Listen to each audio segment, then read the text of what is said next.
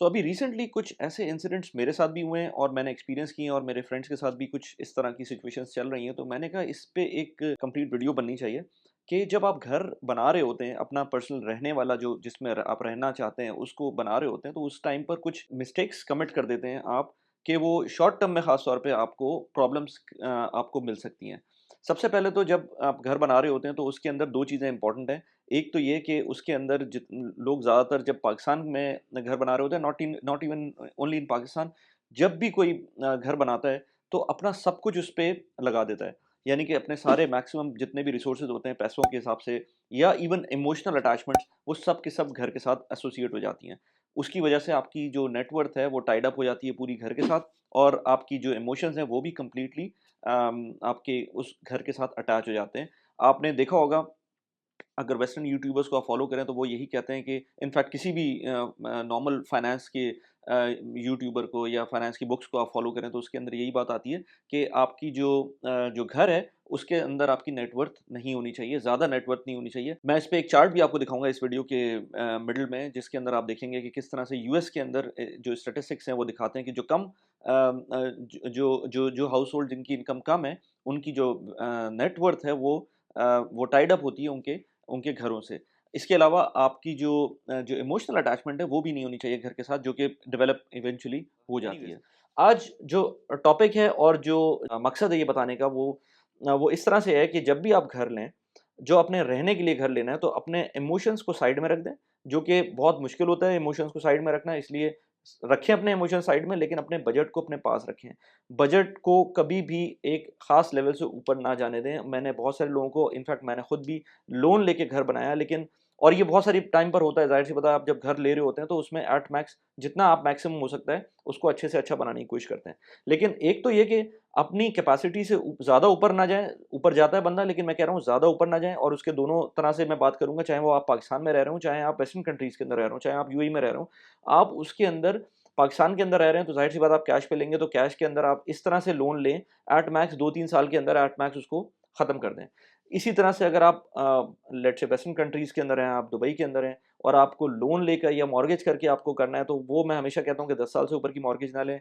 और अगर आप अपनी एक इनकम लेवल को देख रहे हैं तो उसके हिसाब से आपको स्ट्रेच नहीं करना चाहिए, क्योंकि जब आपने देख लिया कि जब इंटरेस्ट रेट ऊपर जाते हैं, इनफैक्ट यहाँ पर भी यूएई के अंदर भी अभी रिसेंटली इंटरेस्ट रेट्स ऊपर जा रहे हैं और लोगों की जो मॉर्गेज पेमेंट्स हैं वो बढ़ रही हैं। तो अपनी चादर को देख के पैर फैलाना चाहिए। उसमें लेवरेज होता है तो लेवरेज के अंदर पॉज़िटिव भी होते हैं लेवरेज के और नेगेटिव भी होते हैं। लेकिन जब नेगेटिव होते हैं तो वो ज़्यादा बुरा लगता है।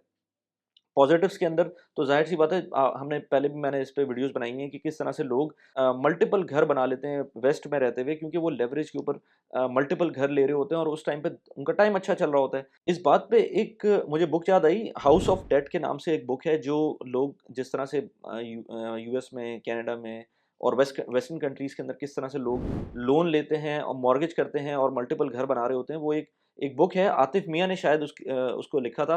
मैंने वो बुक खुद नहीं पढ़ी है, लेकिन मैंने उसका जब एक दोस्त से डिस्कशन कर रहा था तो मुझे उन्होंने उसका एग्ज़ैक्ट बताया, तो वो मुझे पता चला कि हाँ यार, एग्ज़ैक्टली वही चीज़ है। मैं सोच रहा हूँ उस बुक को लेने का। मैं उसका लिंक डिस्क्रिप्शन में भी डाल दूँगा, ताकि आप उसको अगर खरीदना चाहते हैं तो ले भी सकते हैं और उसको देखना चाहते हैं तो इंटरनेट पे शायद मिल जाए आपको कहीं।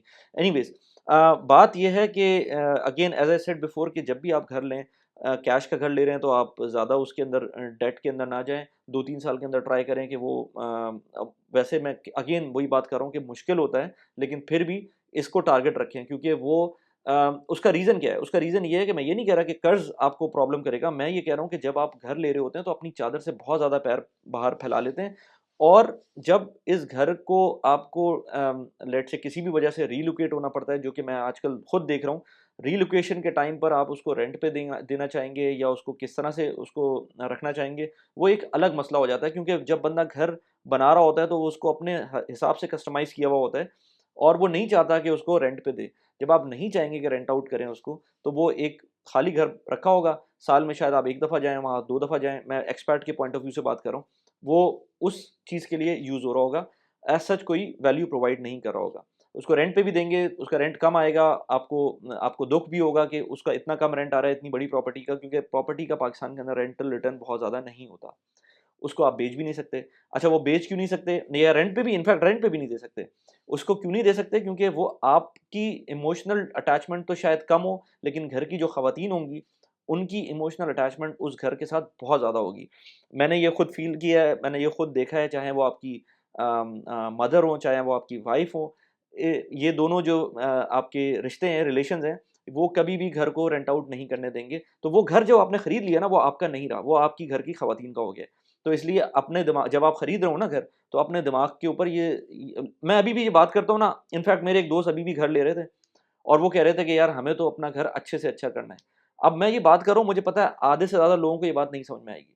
इसलिए मैं बात तो कर रहा हूँ, लेकिन बस मैंने कहा चलें आगे शायद कभी किसी को बात याद रह जाए, इसलिए मैं ये बात कर रहा हूँ, क्योंकि ये बात मुझे भी नहीं समझ में आई थी।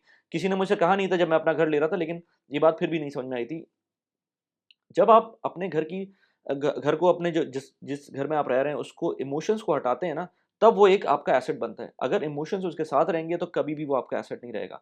आप कोई रेंटल प्रॉपर्टी लेते हैं तो उसमें इमोशंस को कभी भी नहीं लगाते, उसमें आप कैलकुलेशंस देखते हैं, उसके अंदर बहुत सारी और चीज़ें देखते हैं, लोकेशन देखते हैं, प्रॉपर्टी टाइप देखते हैं, लेकिन इमोशंस साथ में नहीं आते। आज आपको कोई बोले घर बेचने को, उसमें भी घर की खवातीन आके बोलेंगी कि एसेट्स को बेच रहे हैं आप, लेकिन आप एसेट्स को बेच वो फिर भी, अगर आप अगला एसेट लेने जा रहे हैं तो शायद उतना मसला ना हो आपको, लेकिन अगर आप उसको बेचकर कोई ज़रूरत पूरी कर रहे होंगे तो शायद उसमें हिंड्रेंस आएगी। लेकिन जब घर आपका अपना होता है और उसको जब आप, या भले आप किराए पे चढ़ाना चाहें या आप उसको रेंट पे देना चाहें, आई मीन जब उसको बेचना चाहें, इन ऑल द केसेस वो प्रॉब्लम आपको आएगी जो इमोशंस की वजह से आती है। तो ये मैंने कहा कि एक थॉट है मेरी, जो मैं आपको एक्सप्लेन कर दूँ। एक और चीज़ बहुत इम्पोर्टेंट है कि आप जब घर ले रहे होते हैं ना, तो उसका पाकिस्तान के अंदर नहीं सोचते लोग, और मल्टीपल जनरेशंस में एक ही घर चल रहा होता है, लेकिन मैंने ये देखा है कि घर की एक लाइफ होती है, नॉट ओनली कि स्ट्रक्चर की लाइफ होती है, बल्कि उसकी एक कंपोजिट लाइफ भी होती है। यानी कि अगर आपकी फैमिली साइज़ आज एक है, आज से 10-15 साल बाद जाके फैमिली साइज़ डिफरेंट हो जाएगा, भले वो कम हो या भले वो ज़्यादा हो, लोग छोड़ के चले जाएंगे, किसी का इंतकाल हो जाएगा, कोई नई फैमिली इंट्रोड्यूस हो जाएगी, नए लोग आ जाएंगे, तो वो इसमें ऊपर नीचे होता होता है नॉर्मली घरों के केस के अंदर। उसके अंदर मैंने ये देखा है कि लोग फिर भी एक ही घर के अंदर कॉन्स्टेंटली रह रहे होते हैं। बंदे को सोचना चाहिए कि आपको घर चेंज करना पड़ सकता है, आपकी फैमिली की डेमोग्राफिक चेंज हो रही होती है, चीज़ें चेंज हो रही होती हैं, तो उसके हिसाब से भी सोचना चाहिए कि ये आप जो घर ले रहे हैं, हो सकता है 10-15 साल, 20 साल बाद मैक्सिमम आपको घर चेंज करना पड़े। तो वो भी लोग नहीं कर रहे होते, अगेन इमोशंस अटैच हो जाते हैं उसके साथ। और एक चार्ट मुझे याद आ रहा है जो मैंने विजुअल कैपिटलिस्ट की एक वेबसाइट है उसके ऊपर मैंने देखा था, जिसके अंदर उस वेबसाइट ने दिखाया था कि यूएस की हाउस होल्ड जो हैं, जिस उसके अंदर जो मिडिल इनकम लोग हैं, उनकी जो वेल्थ टाइड अप होती है, वो ज़्यादातर उनके घर से टाइड अप होती है। इसी तरह से पाकिस्तान के अंदर अगर किसी का अपना घर है, फॉर्च्यूनेटली, तो उसकी जो वेल्थ टाइड अप होगी, वो उसके अपने घर से टाइड अप होगी। मतलब ये कि जो maximum let's say net worth है किसी भी बंदे की, वो उसके घर के अंदर ही मौजूद है। 2 करोड़ का घर है, 3 करोड़ का घर है, उसके बाद उसके पास कितने पैसे हैं, शायद एक गाड़ी होगी 50-60 लाख रुपए की, और उसके बाद कितने पैसे हैं वो शायद मतलब मुझे नहीं पता कि कितने पैसे होंगे, लेकिन मुझे ये फ़ील होता है कि जो मैंने देखा है, ज़्यादातर लोगों की नेट वर्थ से का जो 50, 60, 70% जो जो हिस्सा होता है, वो घर का होता है। अगर आप यूएई की प्रॉपर्टीज़ के अंदर इन्वेस्ट करना चाहते हैं, तो आपके पास एक बहुत ज़बरदस्त प्लेटफ़ॉर्म है स्टेक का। स्टेक के प्लेटफ़ॉर्म के थ्रू अगर आप इन्वेस्ट करते हैं, तो आपको एज़ लो एज़ 500 दिरहम्स से भी आप प्रॉपर्टी में इन्वेस्ट करना स्टार्ट कर सकते हैं यूएई की। लेकिन मैं सजेस्ट करता हूँ कि थोड़ा-सा बेहतर, थोड़ी-सी ज़्यादा अमाउंट में इन्वेस्ट करें, क्योंकि आप एक प्रॉपर्टी में इन्वेस्ट कर रहे हैं, तो कम अज़ कम भी 4-5 हज़ार दिरहम इन्वेस्ट करें, ताकि उसके अंदर आपको एक नॉमिनल से एक रिटर्न आपको मिल सके। अगर आप इंटरेस्टेड हैं स्टेक को यूज़ करने में, इन्वेस्ट करने में, तो आपको एक रेफरल कोड मिलेगा इस वीडियो के डिस्क्रिप्शन के अंदर। आप उसको यूज़ करके 250 दिरहम्स का रेफरल बोनस भी ले सकते हैं, इस लिंक को यूज़ करके। लिंक मैंने डिस्क्रिप्शन में डाला हुआ है। Thank you. अब उसके अंदर आप खुद ही सोच सकते हैं कि कितना ज़्यादा प्रोडक्टिव हो सकता है, कितना ज़्यादा आप उससे पैसे बना सकते हैं अपने घर से, क्योंकि एट मैक्स आप एक पोर्शन को रेंट पे दे देंगे ना, इससे ज़्यादा कुछ नहीं कर पाएँगे। तो ये भी सोचना चाहिए before tying up your complete net worth in your home. आप ये, जो कि मैंने भी किया था। अगेन मैं वही कह रहा हूँ कि मैं अपना एक्सपीरियंस बता रहा हूँ और उसको बता रहा हूँ आप लोगों को कि इस तरह के चीज़ों में इमोशंस को और अपनी नेट वर्थ को देखना चाहिए जिस टाइम पे आप इस तरह का डिसीजन ले रहे हो। मैं इस चैनल के ऊपर मल्टीपल वीडियोस बनाता हूँ, पर्सनल फाइनेंस के ऊपर भी बनाता हूँ, रियल एस्टेट के ऊपर भी बनाता हूँ। रियल एस्टेट के ऊपर मैंने कुछ वीडियोस बनाई थी, उनमें से एक वीडियो यहाँ पर लगाई भी है दुबई की रियल एस्टेट के ऊपर। मैं वीकेंड्स पे निकल जाता हूँ और अपने दोस्तों के साथ देखता हूँ मल्टीपल लोकेशंस को। यहाँ पर एक वीडियो लगी हुई है, आप जाके देख सकते हैं। इसके अलावा मेरा मेरा जो इनर पीस है और जो मेरी प्रोडक्टिविटी है वो किस तरह से इंप्रूव होती है, यहाँ पर मैंने उस वीडियो को लिंक लगा दिया, उसको जाके देख सकते हैं। कैसी लगी वीडियो प्लीज़ मुझे बताइएगा। Thanks for watching the video. Bye bye.